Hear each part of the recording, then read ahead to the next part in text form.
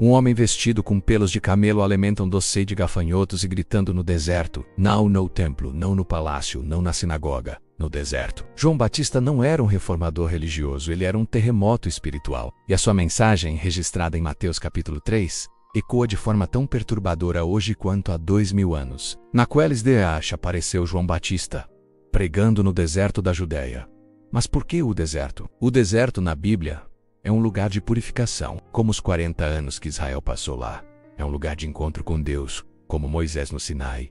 E é um lugar de escassez, onde as nossas falsas seguranças são expostas. A mensagem é clara: Deus não está confinado aos templos que construímos. João estava cumprindo uma profecia antiga de Isaías, a voz do que clama no deserto. A sua autoridade não vinha de instituições, mas da própria Escritura. O seu chamado era preparar o caminho para alguém maior, e não construir um império para si mesmo. E João não apenas pregava a mensagem, ele era a mensagem. Sua roupa de pelos de camelo e seu cinto de couro lembravam o profeta Elias, sinalizando prontidão para a ação. Sua alimentação, gafanhotos e mel silvestre, demonstrava uma dependência total de Deus para o sustento. Era uma coerência radical entre o que ele dizia e como ele vivia.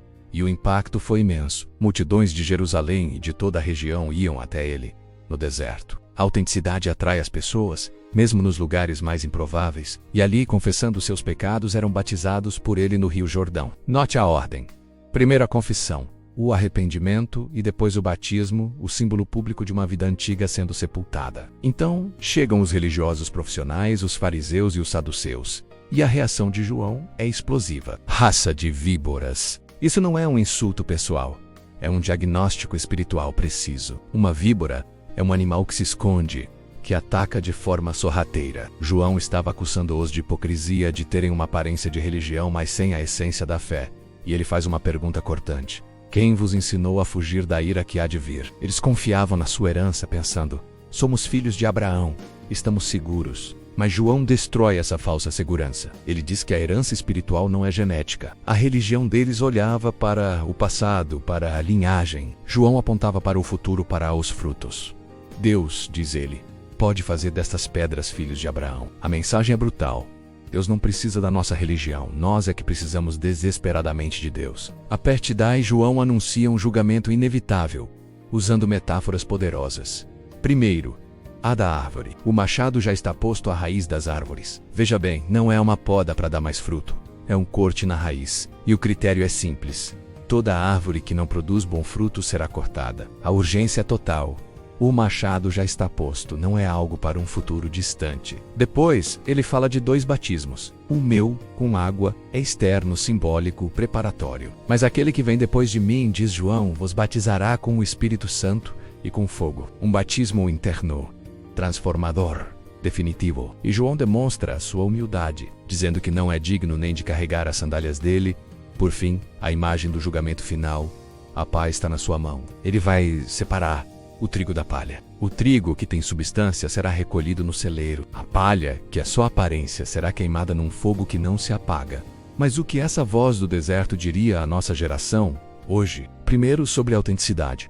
João era o que pregava. A nossa vida confirma o que dizemos crer. Segundo, sobre o arrependimento verdadeiro. Não é um ritual religioso, é uma mudança real de direção, que produz frutos visíveis, como reconciliação, justiça e generosidade.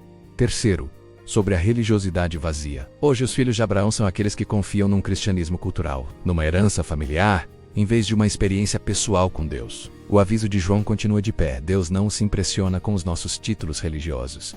Quarto, sobre a urgência. O machado já está posto não é terrorismo espiritual, é um chamado à seriedade sobre as nossas decisões.